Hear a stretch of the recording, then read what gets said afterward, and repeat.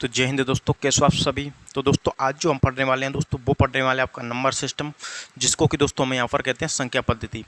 और ये जो दोस्तों हमारा टॉपिक है आपका संख्या पद्धति, जो काफ़ी ज़्यादा इंपॉर्टेंट है दोस्तों। चाहे बात आप रेलवे की करें या फिर दोस्तों एसएससी की करें या फिर जो आपका यूपी पुलिस हो गया, दिल्ली पुलिस हो गया, इनको लेकर तो बिल्कुल दोस्तों बहुत ही इंपॉर्टेंट टॉपिक है। यहाँ से जो है दोस्तों आपके प्रश्न बनते हैं।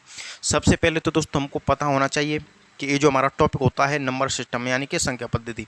दोस्तों ये थोड़ा बड़ा चैप्टर होता है, क्योंकि इसमें कई चीज़ होती हैं जिनको कि हमको अध्ययन करना होता है। वही बात हो गया तो दोस्तों सभी जो संख्याएं होती हैं उनके बारे में जानना होता है। उसके बाद में दोस्तों जो यूनिट डिजिट होता है, जिसको कि हम इकाई का अंक कहते हैं, उसको भी हमको पढ़ना होता है। और उसके बाद में जो विभाज्यता के नियम होते हैं दोस्तों, उसको भी हम देखते हैं। और लास्ट में जो आपके शेषफल पर में हो गया आपका नंबर्स ऑफ जीरो यानी कि शून्यों की संख्या हो गई। इतने सारे जो टॉपिक होते हैं दोस्तों, इन सभी को पढ़ने के बाद आपका पर्टिकुलर ये जो पूरा टॉपिक होता है नंबर सिस्टम, वह जाकर दोस्तों यहाँ पर कंप्लीट होता है। तो सबसे पहले बिल्कुल जो दोस्तों हम जीरो टू हीरो लेवल से यहाँ पर आपका स्टार्ट करेंगे। उसके अलावा आपका जो हाई लेवल तक जाएंगे। तो सबसे पहले आज की जो हमारी क्लास रहेगी फर्स्ट, जिसमें कि हम डिस्कस करेंगे जो आपके नंबर्स होते हैं, जो आपकी संख्या होती हैं, उनके बारे में कि आखिर यहाँ पर दोस्तों जो संख्याओं का वर्गीकरण होता है वो हमारा यहाँ पर आखिर कैसे किया जाता है। तो चलिए दोस्तों स्टार्ट करते हैं। तो सबसे पहले दोस्तों हम यहाँ पर बात करते हैं किसकी, नंबर्स की यानी कि संख्या की। ये जो दोस्तों हम यहाँ पर बात कर रहे हैं किसकी, नंबर्स यानी कि संख्या। तो ये जो नंबर्स होते हैं दोस्तों, इनको हम यहाँ पर दोस्तों 2 से 3 भागों में ये विभाजित किए जाते हैं। यानी कि ये जो यहाँ पर हम दोस्तों देख लेते हैं। सबसे पहले तो दोस्तों हम देखें तो यहाँ पर एक संख्या होती है रियल नंबर्स, जिसको कि हम क्या कहते हैं यहाँ पर आपका वास्तविक संख्याएँ। वास्तविक संख्या बिल्कुल दोस्तों हमें यहाँ पर जीरो से स्टार्ट करेंगे और आपका हाई लेवल तक जाएंगे, जिनको कि इंग्लिश की हम बात करें तो क्या कहते हैं आपका रियल नंबर्स कहते हैं। क्या कहते हैं आपका दोस्तों रियल नंबर्स। वहीं पर दूसरी संख्या के दोस्तों बारे में बात करें तो हम इसको कहते हैं काल्पनिक संख्या यानी कि इमेजिनरी नंबर्स। तो क्या कहते हैं दोस्तों हम यहाँ पर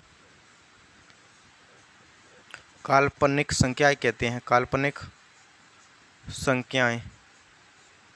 इंग्लिश की बात करें तो दोस्तों हम क्या कहते हैं इसको, इमेजिनरी नंबर्स। क्या कहते हैं, इमेजिनरी नंबर्स। सबसे पहले दोस्तों ये जान रहे हैं, उसके बाद में हम समझेंगे भी कि आखिर इनको हमें ये जो आपका यहाँ पर क्या कहते हैं। तीसरी संख्या के दोस्तों बारे में बात करें तो इसको हम सम्मिश्र संख्या कह देते हैं, या फिर दोस्तों इनको कहें तो आपका यहाँ पर मिक्स्ड नंबर कह देते हैं। क्या कह देते हैं आपका, मिश्रित संख्याएँ, मिश्रित संख्याएं यानी कि आपका मिक्स्ड नंबर। अब दोस्तों हम यहाँ पर देखते हैं कि आखिर हमारी वास्तविक संख्या क्या होती है, काल्पनिक संख्या क्या होती हैं, वह मिश्रित संख्या। तो जैसे कि दोस्तों हम बात करें, ये जो हमारा क्या हो गया रियल नंबर्स, इनको कि हम हिंदी में क्या कहते हैं, वास्तविक संख्या। तो दोस्तों वे संख्या जिन्हें हम कोई भी नंबर लाइन यानी इसको हम संख्या रेखा कहते हैं, उस पर अगर दर्शा सकते हैं तो वे सभी संख्या हमारी क्या होती हैं। जैसे कि ये लाइन है, यहाँ पर बीच में क्या होता है जीरो, इधर में जाएँ तो प्लस का 1, प्लस का 2, प्लस का 3, प्लस का 4, कहाँ तक, इन्फाइनाइट तक, यानी कि दोस्तों अनंत तक। इस तरफ में दोस्तों आएंगे तो आपका माइनस का 1, माइनस का 2, माइनस का 3, इस तरफ ये भी कहाँ तक जाएगा, इन्फाइनाइट तक यानी कि अनंत तक। तो दोस्तों एक चीज़ आपकी क्लियर होगी, ये क्या है आपका यहाँ पर जीरो हो गया। इस तरफ की सभी संख्या दोस्तों यहाँ पर क्या होती हैं, ये जो संख्या होती हैं दोस्तों आपकी धनात्मक पूर्णांक होती हैं, बीच में जीरो होता है। इस तरफ की बात करें तो ऋणात्मक पूर्णांक होता है। तो बेस संख्या जिन्हें हम नंबर लाइन पर डिनोट कर सकते हैं, वो सभी संख्या हमारी यहाँ पर आपकी वास्तविक संख्या कहलाती हैं। अब बात करते हैं काल्पनिक संख्या की। तो काल्पनिक संख्या वे संख्या जिनकी हम नाम मात्र यानी कि सिर्फ और सिर्फ कल्पना कर सकते हैं, वो संख्या वास्तव में होती नहीं है। जैसे कि दोस्तों हम बात करें यहाँ पर √10⁻10, क्या ये जो आपकी वास्तविक संख्या है दोस्तों, क्या इसको आप नंबर लाइन पर लिख सकते हैं? बिल्कुल नहीं लिख सकते। तो ये जो हमारी काल्पनिक संख्या है, जिसमें एक शब्द काफ़ी फेमस है दोस्तों यहाँ पर, जैसे कि हम बात करें आयोटा। ये क्या होता है आपका यहाँ पर, आयोटा होता है, जो कि इसका काफ़ी अच्छा एग्जाम्पल है, काफ़ी अच्छा दोस्तों उदाहरण है। अब हम यहाँ पर दोस्तों बात करते हैं मिक्स्ड नंबर। मिक्स्ड नंबर का मतलब कि कोई भी संख्या है आपकी, जैसे कि हम बात करें 3 प्लस में 5 आयोटा, ये इसमें दोस्तों आपकी काल्पनिक संख्या भी आ गई, आपके यहाँ पर वास्तविक संख्या भी आ गई। तो बेस संख्या मिश्रित संख्या, जिसको कि हम यहाँ पर दोस्तों क्या कहते हैं, मिश्रित संख्या कहते हैं, जब काल्पनिक संख्या वो वास्तविक संख्या दोनों आपस में मिल जाएं तो तो चलिए दोस्तों, ये जो आपका वर्गीकरण आपको अच्छे से क्लियर हो गया होगा। अब बन करके हम यहाँ पर संख्याओं के बारे में समझते हैं कि क्या हमारी प्राकृतिक संख्या होती है, क्या पूर्णांक संख्या होती है, क्या अभाज्य संख्या, क्या भाज्य संख्या। उसके अलावा आपका सबसे इम्पोर्टेंट जो होता है, जहाँ से प्रश्न कई बार आपका पूछा गया है कि जातीय मान व स्थानीय मान, तो उन सभी के बारे में दोस्तों हम बन करके डिस्कस करने वाले हैं। तो बने रहिए क्लास में एंड तक। तो चलिए दोस्तों, हम यहाँ पर स्टार्ट करेंगे बिल्कुल शुरुआत से। उसके बाद में दोस्तों आपका टाइम बचा तो आपका जो डेसिमल होता है, जिसको कि हम यहाँ पर क्या कहते हैं, दशमलव, उसके बारे में भी हम यहाँ पर अध्ययन कर लेंगे। तो सबसे पहले दोस्तों हम यहाँ पर जानेंगे नेचुरल नंबर्स, जिसको कि हम क्या कहते हैं, आपका नेचुरल नंबर्स।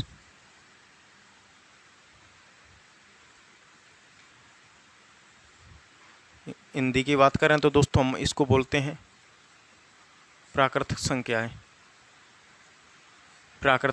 तो ये जो हमारा नेचुरल नंबर दोस्तों यहाँ पर क्या होता है, सबसे पहले दोस्तों हम जानते हैं। तो वे संख्या जिनकी शुरुआत 1 से होती है, या फिर कह सकते हैं कि गिनती वाली जो संख्या होती हैं, कौन सी संख्या दोस्तों, आपके यहाँ पर गिनती वाली संख्या, उन सभी संख्याओं को प्राकृतिक संख्या दोस्तों हम कहते हैं।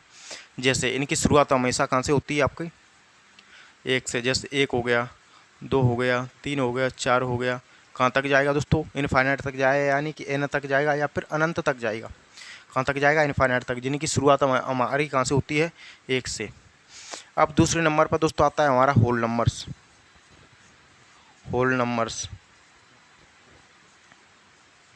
क्या होता है दोस्तों, होल नंबर्स, जिसको कि हम यहाँ पर क्या कहते हैं, आपका पूर्ण संख्याएं।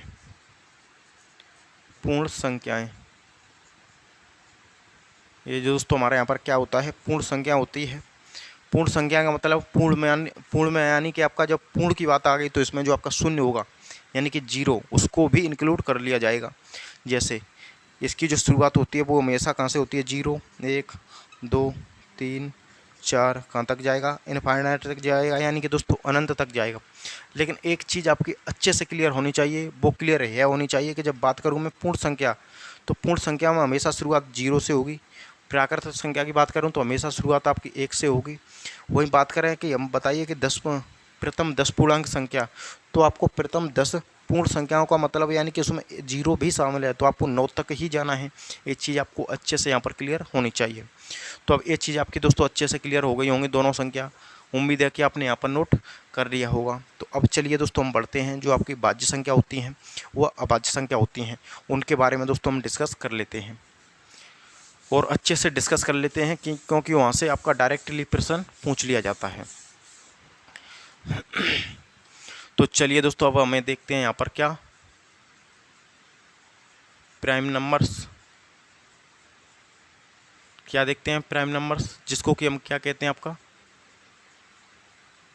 अभाज्य संख्याएं।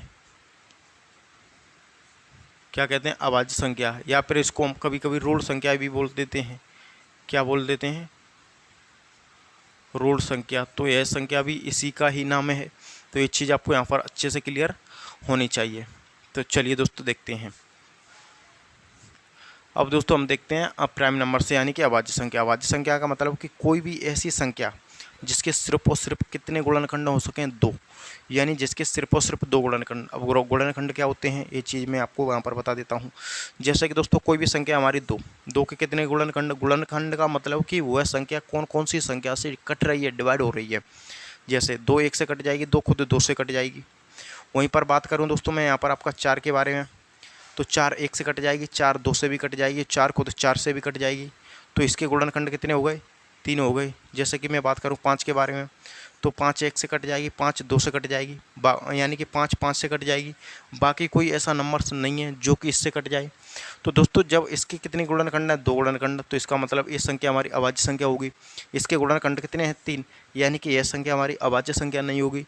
इसके कितने गुणनखंड हैं, 2, यानी कि इसका मतलब ये संख्या अभाज्य संख्या होगी। तो एक चीज़ आपको यहाँ पर क्लियर होनी चाहिए। तो चलिए इसकी परिभाषा मैं आपको यहाँ पर क्लियर कर देता हूँ कि जिसके सिर्फ, डायरेक्ट में लिख देता हूँ, जिसके सिर्फ 2 गुणनखंड हों, जिसके सिर्फ 2 गुणनखंड है, यानी कि दोस्तों बात करें ओनली 2 कितने, सिर्फ और सिर्फ ओनली 2 फैक्टर्स, यानी कि जिसके सिर्फ 2 गुणनखंड हों।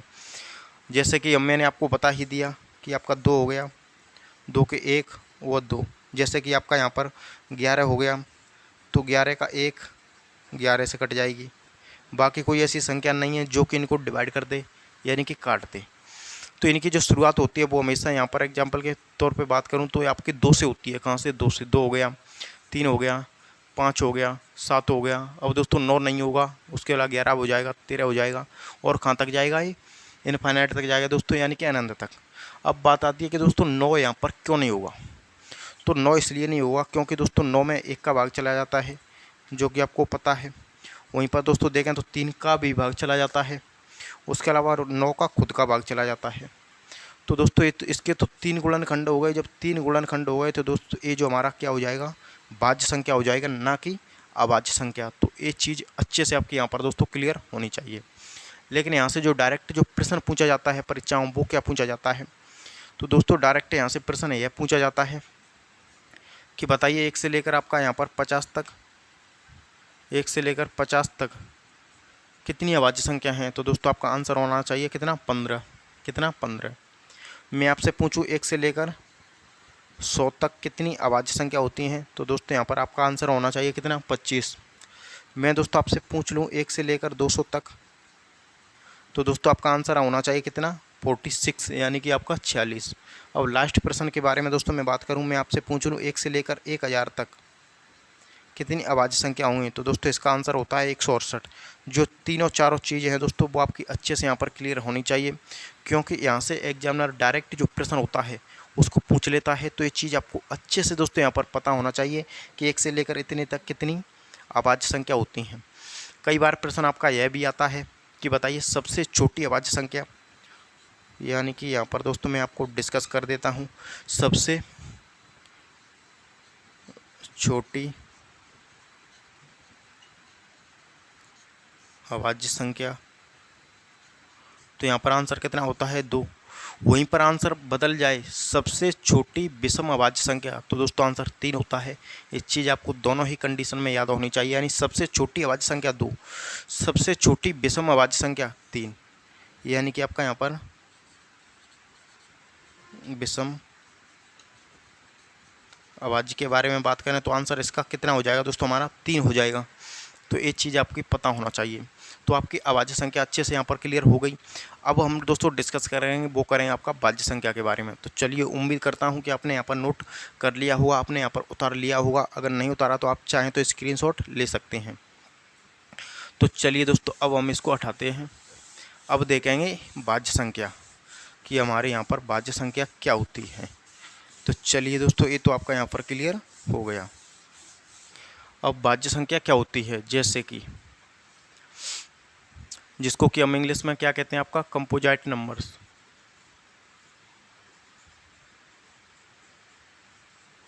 क्या बोलते हैं दोस्तों? कंपोजिट नंबर्स, यानी कि हिंदी की बात करें तो बोलते हैं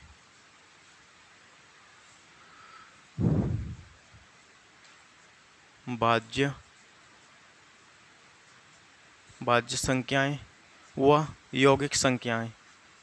दूसरे नाम के बारे में बात करें तो यौगिक संख्याएं भी इसको बोल देते हैं, यौगिक। तो कभी कभी भाज्य संख्या ना आए, अगर यौगिक संख्या आ जाए तो आपको यहाँ पर दोस्तों समझ जाना है। अब भाज्य संख्या का मतलब कि कोई भी ऐसी संख्या जो अपने से वो स्वयं से तो कट ही रही हो, बाकी कोई तीसरी संख्या और होनी चाहिए जो कि उस संख्या को डिवाइड करे या काटे। तो जैसे कि दोस्तों हम बात करें कि जिसके कम से कम, यानी जब अभाज्य संख्या जब हमने पढ़ी तो उस टाइम आपके कम से कम 2, यानी कि आपका सिर्फ 2 गुणनखंड होने चाहिए, यानी ओनली 2 फैक्टर्स। लेकिन जब हम पढ़ रहे हैं भाज्य संख्या तो उस टाइम आपके कम से कम 3 गुणनखंड तो होने चाहिए। 3 गुणनखंड से ज़्यादा कितने ही चलेंगे, लेकिन कम से कम 3। जैसे कि हम बात करें, यानी कि कम से कम 3 गुणनखंड, कम से कम कितने गुणनखंड होने चाहिए दोस्तों? यहाँ पर आपकी 3, यानी मोर देन 3 फैक्टर्स। अब फैक्टर का मतलब, जैसे कि हम बात करें 4 है तो 4 1 से कट जाएगा, 4 2 से कट जाएगा, 4 खुद 4 से कट जाएगा, यानी इसके कितने गुणनखंड हो गए? हमारे 3 हो गए। तो हमको कम से कम 3 ही चाहिए, 3 से ज़्यादा कितना ही चलेंगे, लेकिन कम से कम 3। जैसे कि हम बात करें यहाँ पर 12 है तो 12 1 से कट जाएगा, 2 से कट जाएगा, 12 3 से कट जाएगा, 12 4 से कट जाएगा, 12 6 से कट जाएगा और 12 खुद 12 से भी कट जाएगा। तो इसके कितने गुणनखंड हो गए आपके 6। तो हमको तो कम से कम कितने चाह रही थे 3। 3 से ज़्यादा कितना ही और चलेंगे, लेकिन 3 से कम नहीं होनी चाहिए। जैसे कि हम बात करें यहाँ पर कितना है 15।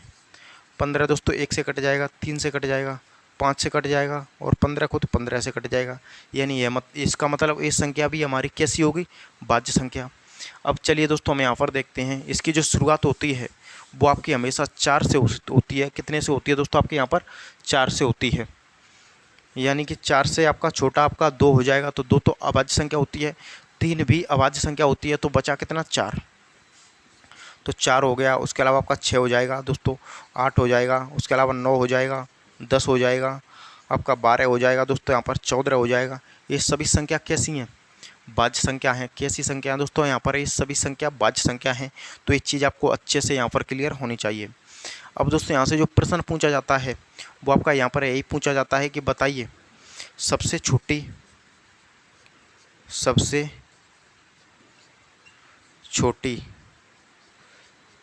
भाज्य संख्या, सबसे छोटी भाज्य संख्या क्या है। तो दोस्तों आपको आंसर ये आपका प्रश्न यह पूछा जाता है कि सबसे छोटी भाज्य संख्या, और आपको एग्जामिनर कन्फ्यूज करने के लिए आपके ऑप्शन फर्स्ट में ही आपका यहाँ पर दे देता है 2, जो कि 2 टिक करके आ जाते हैं, लेकिन उनको नहीं पता है कि प्रश्न हमारा गलत हो चुका है। तो यहाँ पर सबसे छोटी भाज्य संख्या जो होती है दोस्तों आपकी 4 होती है, लेकिन आपका यहाँ पर एक चीज़ आपको बिल्कुल क्लियर हो गई, सबसे छोटी भाज्य संख्या 4, सबसे छोटी विषम भाज्य संख्या 9। तो ये चीज़ भी यहाँ पर क्लियर होनी चाहिए। अब दोस्तों यहाँ पर देखते हैं एक के बारे में। एक जो होता है दोस्तों हमारा ना तो भाज्य होता है ना ही अभाज्य होता है, ऐसा क्यों वो भी समझते हैं। तो सबसे पहले दोस्तों हम देखते हैं एक के बारे में। तो एक जो होता है दोस्तों, अगर एक को हमको हमारे को इसको क्या होना है, अभाज्य होना है, तो इसके पास कितने गुणनखंड होने चाहिए 2, जबकि एक के पास तो स्वयं एक ही गुणनखंड है। तो इसका मतलब एक जो है आपका अभाज्य संख्या नहीं होगा। क्या नहीं होगा, अभाज्य संख्या। अब दोस्तों हमें यहाँ पर देखते हैं क्या एक जो आपका भाज्य है, तो जब इस एक को अगर भाज्य होना है तो इसके पास कम से कम मिनिमम जो आपके फैक्टर होने चाहिए, कम से कम गुणनखंड होने चाहिए, वो 3 होने चाहिए, जबकि इसके पास तो एक ही है। इसका मतलब आपका ये संख्या आपकी ना तो भाज्य होती है ना ही अभाज्य होती है, यह एक पूर्ण संख्या होती है। तो ये चीज़ आपके यहाँ पर क्लियर हो गई होगी, भाज्य संख्या व अभाज्य संख्या दोनों के ही बारे में। तो अब चलिए दोस्तों एक संख्या आती है इन्हीं से मिलती जुलती, जिसको कि हम कहते हैं, उम्मीद है कि आपने नोट कर लिया होगा, अगर नोट नहीं किया है तो आप स्क्रीनशॉट दोस्तों ले सकते हैं। तो चलिए अब इसको हटा देता हूँ। अब एक संख्या आती है जिसको हम सहभाज्य संख्या कहते हैं। क्या आप कहते हैं, सहभाज्य संख्या, या कह सकते हैं आपका यहाँ पर को प्राइम नंबर्स। क्या कहते हैं दोस्तों, इंग्लिश के बारे में बात करें तो को प्राइम नंबर्स, यानी कि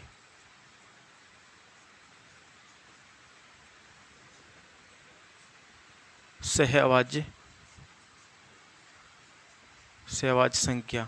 अब सहभाज्य संख्या क्या होती है, कोई भी दोस्तों आपकी वे 2 संख्याएं जिनमें कुछ भी कॉमन ना हो, जिसका आपका यहाँ पर HCF होता है वो आपका 1 हो, या उसमें आपका 1 के अलावा कुछ भी कॉमन ना हो। जैसे कि हम बात करें दोस्तों, मैं कहूँ आपसे यहाँ पर दोस्तों 9 व 12, यानी कि 9 व 10, ये हमारी 2 संख्या हैं। क्या बताइए यह संख्या को प्राइम होंगी, यानी कि सहभाज्य संख्या होंगी। तो दोस्तों बिल्कुल होंगी, क्योंकि इन दोनों में हम अगर कॉमन देखें तो क्या है कॉमन, कुछ कॉमन नहीं है, सिर्फ और सिर्फ 1 के अलावा, और 1 जो है हर संख्या में कॉमन होगा। तो ये संख्या जो हमारी क्या होगी दोस्तों, वो संख्या हमारी को प्राइम होगी। या फिर इसका परिभाषा कह सकते हैं कि जिसका HCF कितना हो, 1 हो, जिसका HCF हमारा क्या हो दोस्तों, 1 हो, या फिर दोस्तों कुछ भी कॉमन नहीं हो, कुछ भी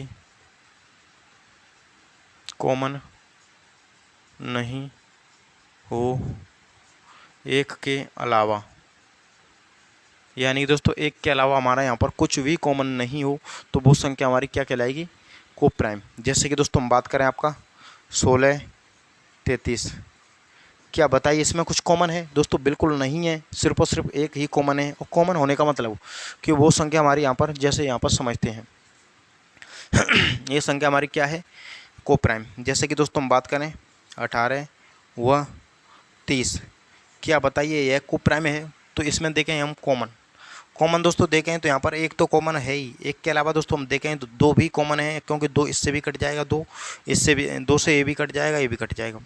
वहीं बात करें 3 के बारे में तो 3 भी कॉमन है, 3 से 1 कट जाएगा, 3 से 1 कट जाएगा। यहाँ पर बात करें 6 के बारे में तो 6 भी कॉमन है, 6 से दोस्तों 1 कट जाएगा, 9 आपका 3 बार, 6 से 1 कट जाएगा 5 बार। तो यह संख्या हमारी को प्राइम दोस्तों नहीं है। जैसे कि हम बात करें दोस्तों 40 71, क्या को प्राइम है दोस्तों, बिल्कुल है, इसमें भी कुछ भी कॉमन नहीं है, सिर्फ और सिर्फ एक के अलावा। तो उम्मीद करता हूँ कि ये चीज़ें अच्छे से आपके यहाँ पर क्लियर हो गई होगी। तो चलिए दोस्तों अब हम इसको भी हटा देते हैं। अब हम पढ़ेंगे दोस्तों जो आपकी संख्या होती हैं रेशनल नंबर्स व इरेशनल नंबर, दोनों को दोस्तों एक साथ में ही हम यहाँ पर दोस्तों समझ लेते हैं। उसके बाद में जब हम यहाँ पर डेसिमल पढ़ेंगे, जब दशमलव पढ़ेंगे तो उस टाइम अच्छे से यहाँ पर जान लेंगे। या फिर दोस्तों उससे पहले चलिए हमें यहाँ पर पहले रेशनल नंबर्स यानी कि रेशनल नंबर्स, दूसरा दोस्तों होता है रेशनल नंबर्स, यानी इसको कि हम दोस्तों यहाँ पर क्या कहते हैं, परिमेय संख्या कहते हैं। वहीं पर इसकी बात करें तो इसको हम अपरिमेय संख्या कहते हैं।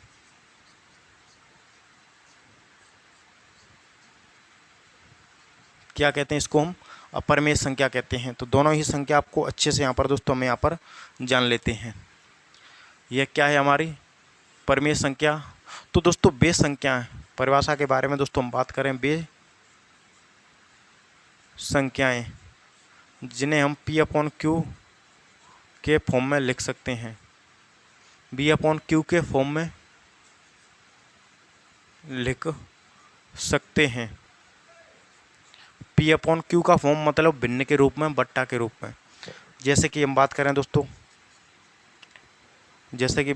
हम 9 बट्टे में आपका यहाँ पर 17, क्या इसको बट्टे के रूप में लिख सकते हैं, बिल्कुल दोस्तों लिख सकते हैं। जैसे कि मैं लिखूँ दोस्तों आपका यहाँ पर 11 बट्टे में 15, क्या बट्टे के रूप में लिख सकते हैं, बिल्कुल लिख सकते हैं। जैसे कि दोस्तों मैं लिखूँ 19 बट्टे में 40, 19 बट्टे में आपका यहाँ पर 40, क्या लिख सकते हैं, बिल्कुल लिख सकते हैं बट्टे के रूप में। जैसे कि दोस्तों मैं लिखूँ आपका यहाँ पर 31 बट्टे में 64, क्या लिख सकते हैं, बिल्कुल लिख सकते हैं। तो ये सभी संख्या हमारी कैसी हैं, परिमेय संख्या हैं। लेकिन वहीं बात कर रहे हैं हम अपरिमेय संख्या के बारे में। तो अपरिमेय संख्या जैसे कि हम इसको जिसको यानी कि बेस संख्या इसके जस्ट अपोजिट होता है, यानी बेस संख्याएं जिन्हें P/Q के फॉर्म में नहीं लिख सकते।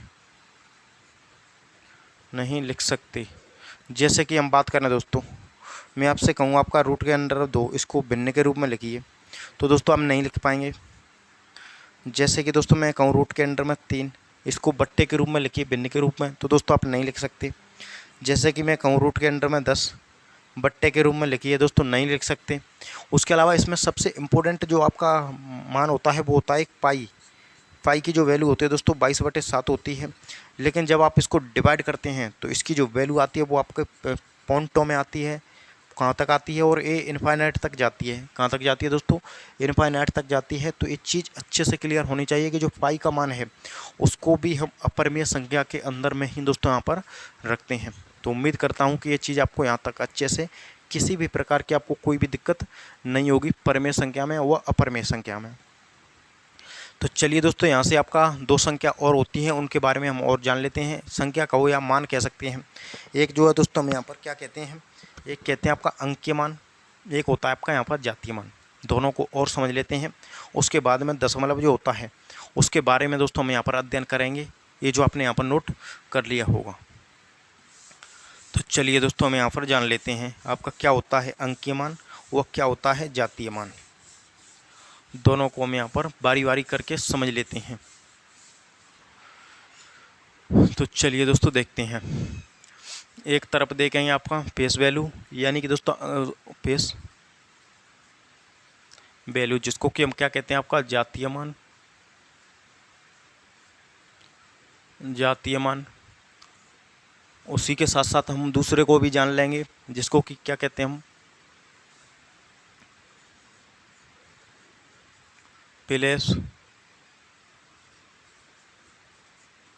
प्लेस वैल्यू, यानी कि दोस्तों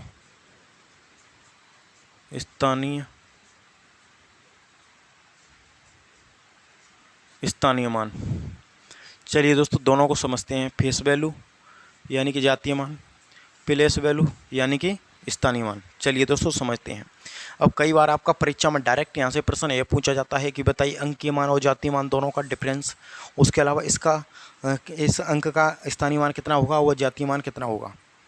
जैसे एग्जाम्पल के तौर पर दोस्तों मैं आपका कोई भी संख्या लिखूँ, वो कितनी है हमारी 38,985। कितनी 38,985। उसके अलावा एक संख्या हमारी यहाँ पर कितनी है 38,985। अब मैं देखूँगा इसका स्थानीय मान देखूँगा, वो इसका जातीय मान देखूँगा। तो जातीय मान का मतलब होता है दोस्तों कि जो संख्या वास्तव में है उसका मान वास्तव में ही वही होगा। लेकिन स्थानीय मान के बारे में बात करें कि कोई भी संख्या कौन से स्थान पर है, ये डिपेंड करेगा दोस्तों उसका मान।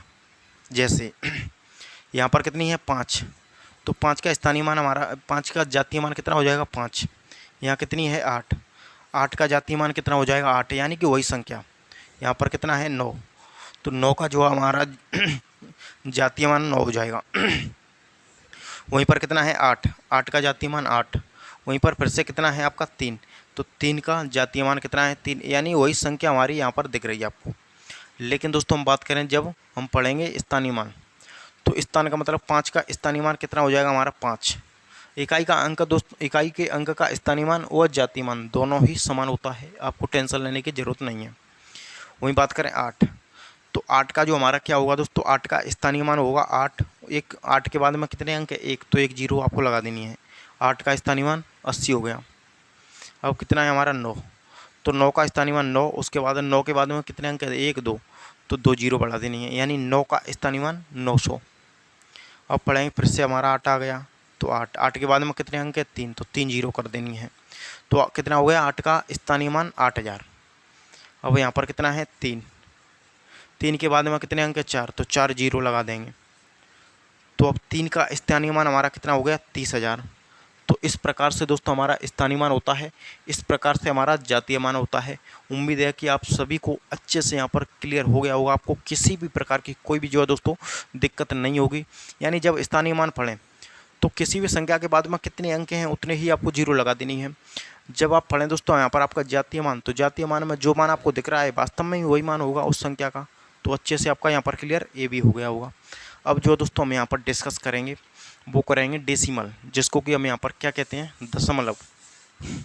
दशमलव भी आपका यहाँ पर कई प्रकार का होता है, जैसे कि आपका हो जाएगा शांत दशमलव, जैसे कि हो जाएगा आपका अशांत दशमलव। तो सभी के बारे में दोस्तों हम यहाँ पर बात करने वाले हैं। क्या पढ़ेंगे दोस्तों हम यहाँ पर डेसिमल, जिसको कि हम यहाँ पर क्या कहते हैं दशमलव कहते हैं। क्या कहते हैं डेसिमल, यानी कि दोस्तों दशमलव। दशमलव भी दोस्तों हमारे यहाँ पर 2 प्रकार का होता है। कितने प्रकार का होता है हमारे यहाँ पर 2 प्रकार का होता है। जैसे एक होता है हमारे यहाँ दोस्तों यहाँ पर शांत दशमलव, शांत दशमलव, जिसको कि हम इंग्लिश में क्या कहते हैं दोस्तों टर्मिनेटिंग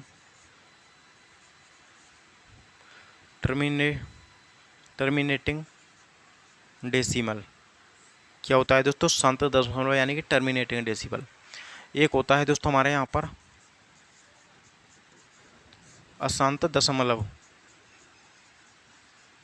क्या होता है दोस्तों अशांत दशमलव, जिसको कि हम यहाँ पर क्या कहते हैं नॉन टर्मिनेटिंग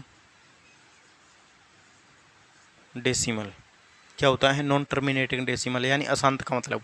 अब शांत का मतलब कि कोई भी संख्या किसी भी संख्या को डिवाइड करने में आखिर जाकर वो संख्या आपकी पूरी तरह डिवाइड हो ही जाती है। जैसे जैसे कि इसका एग्जांपल होता है आपका, जैसे मैं बात करूं दोस्तों 0.5, यानी कोई संख्या दशमलव के बाद पूरी तरह क्या हो गई, कट गई, डिवाइड हो गई। जैसे 0.25, जैसे कि दोस्तों मैं बात करूं 0.75।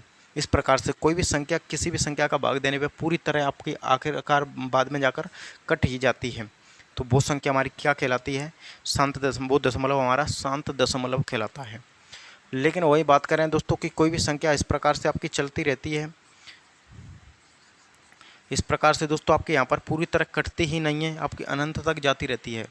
जैसे इसका एक एग्जाम्पल है 3 3 3 3 3 3। इस प्रकार से ये संख्या अभी हमारी पूरी तरह नहीं कटती है और ये संख्या हमारी अनंत तक जाती है। तो दोस्तों इसको कि हम यहाँ पर किस रूप उसमें लिख लेते हैं, परिमेय संख्या कह देते हैं। इसको हम क्या कह देते हैं, परिमेय संख्या। तो ये चीज़ मैंने आपको अभी बताई थी कि आगे जाकर मैं परिमेय संख्या को और आपको यहाँ पर अच्छे से एक्सप्लेन कर दूंगा, इसको परिमेय संख्या। अब यह भी दोस्तों हमारा कितने प्रकार का होता है, 2 प्रकार का होता है। एक होता है दोस्तों हमारे यहाँ पर, यानी 2 प्रकार का दशमलव होता है। कितने प्रकार का, 2 प्रकार का। एक होता है रिपीटिंग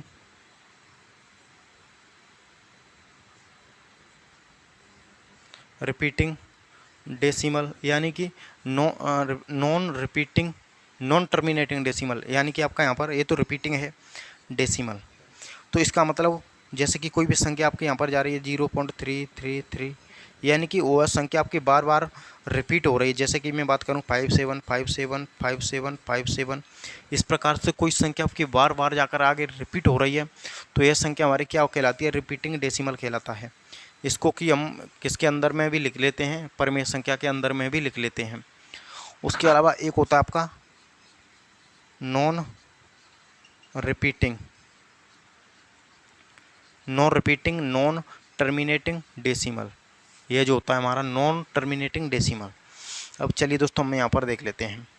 तो कोई भी संख्या आपकी ना तो एक निच को आपको लेकर के चल रही है और वह संख्या आपकी पूरी तरह डिवाइड भी नहीं हो रही है।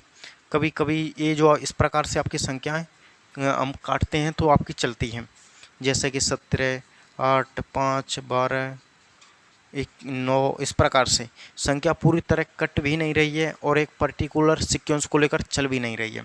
तो इस संख्या को हम कहाँ पर लिख लेते हैं दोस्तों, अपरिमेय संख्या। अपरिमेय संख्या किसके अंदर में लिख लेते हैं दोस्तों हम इसको, अपरिमेय संख्या। तो उम्मीद करता हूं कि दोस्तों आपको किसी भी प्रकार का कोई भी जो है दोस्तों आपका डाउट नहीं होगा। ये क्लास आपको बहुत ही अच्छी लगी होगी। अगर क्लास अच्छी लगी हो तो दोस्तों हमारे यूट्यूब चैनल क्लास नगर इंस्टीट्यूट, जिस पर कि आपका एसएससी और रेलवे दोनों को टारगेट करके यहाँ पर दोस्तों मैथ को पढ़ाया जाता है, तो दोस्तों इसको सब्सक्राइब करके जरूर रखें। तो दोस्तों मिलेंगे किसी नेक्स्ट क्लास में, तब तक के लिए जय हिंद, वंदे मातरम।